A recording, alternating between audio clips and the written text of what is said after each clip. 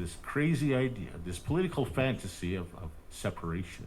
From Edmonton to Ottawa, a war of words over Alberta separation.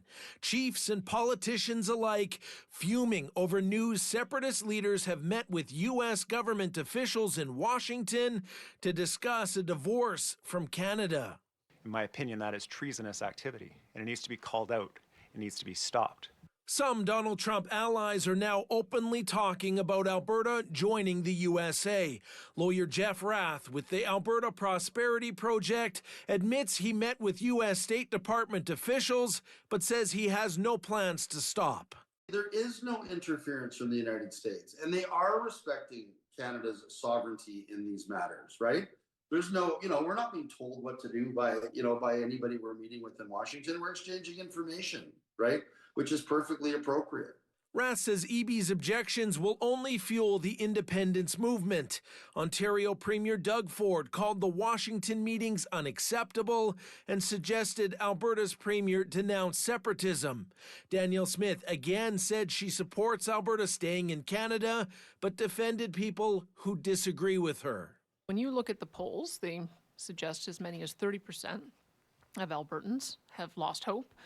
That's about 1 million people, and I'm not going to demonize or marginalize a million of my fellow citizens when they've got legitimate grievances. What we need to do is we need to give Albertans hope. 5 First Nations have now launched legal challenges. They argue Albertans and the UCP government have no right to hold a separation vote without their consent. Danielle Smith has conspired with the separatists through Bill 14. The Premier changed the law after the court told her it was a breach of our treaties to proceed this way. Danielle Smith and the UCP government do the right thing and resign immediately. Chiefs are now urging citizens to support them by contacting their MLAs to voice opposition to a separation vote. But if an independence referendum petition gets enough signatures and makes it through court challenges, chiefs are confident Albertans will ultimately shoot it down. So Premier Smith and the UCP cabinet, I hope you have your bags packed. Because when this referendum is defeated, I will gladly walk you to the border.